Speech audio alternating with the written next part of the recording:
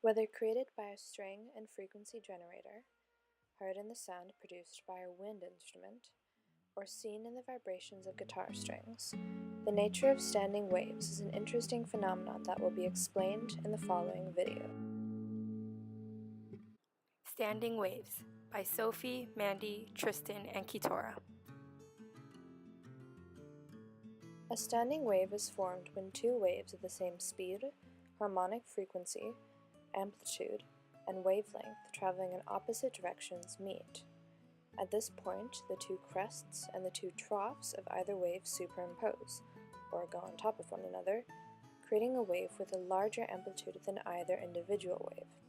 A point at the center of the wave has no amplitude. When multiple waves undergo the same pattern, a succession of standing waves is formed. Unlike traveling waves, which transfer energy and have a constant amplitude throughout, standing waves do not transfer energy and have points with varied amplitudes. The points on a standing wave that have no amplitude are nodes, nodes having no motion. At these points, the air displacement is at a minimum, though the air pressure is at the highest. The air is stationary, though it experiences waves of pressure moving toward it and away from it, from the incident and resulting waves moving toward one another and superimposing. This causes great variances in pressure. On the other hand, antinodes are points on the wave where the amplitude is greatest, the points where the incident and resulting waves superimpose. These points have the greatest air displacement and experience minimum air pressure. To review the terms, symbols, and units used when describing a wave. F is frequency, measured in 1/seconds or hertz. V is the speed of the wave, measured in meters per second. And lambda is the wavelength, measured in meters. In standing waves on a string, there are two fixed ends. The wave starts and ends with a node, similar to a jump rope.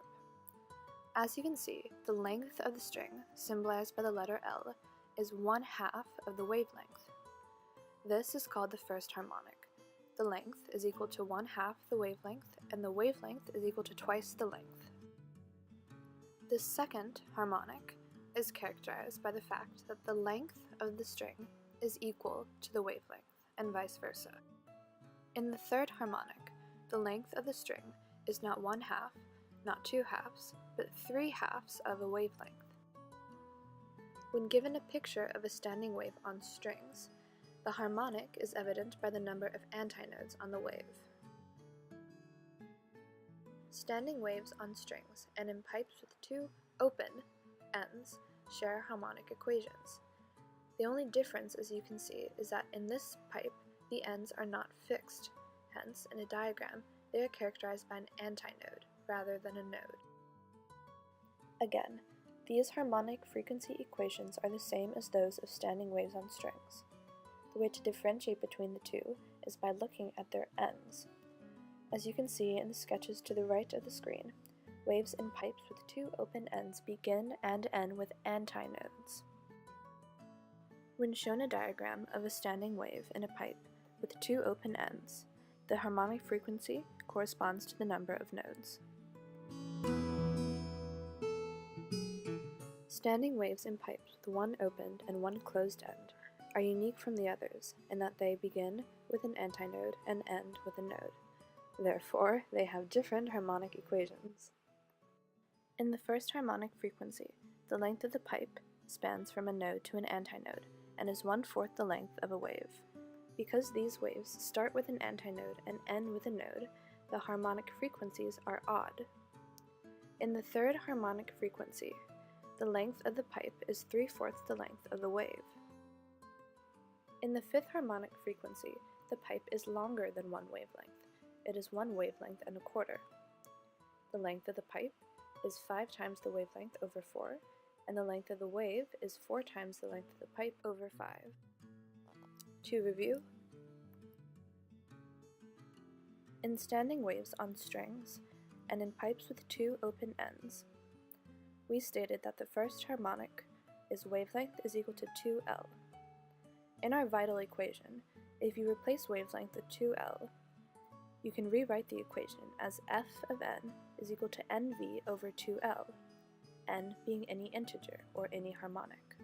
As n, the harmonic integer, increases, the frequency increases. You may rewrite the first harmonic equation as n wavelength equals 2L. For standing waves in open-closed pipes, the first harmonic is wavelength equals 4L. If you replace wavelength with 4L, you may rewrite the equation as frequency of n equals nv over 4L. N is any odd integer. The equation for standing waves on a string is n lambda equals 2L. N is noted by the number of antinodes, which is 5. When you plug in 5 for n, the wavelength is 48 centimeters. For problem B, the equation for waves on strings is F equals nv over 2L.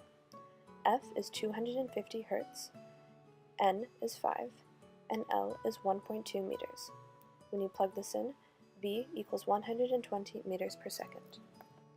If 2 points of maximum loudness are heard, these points must fall on successive antinodes. This can be represented by the first harmonic of pipes with 2 open ends. If the distance between these points is 65 centimeters, that is the value for L.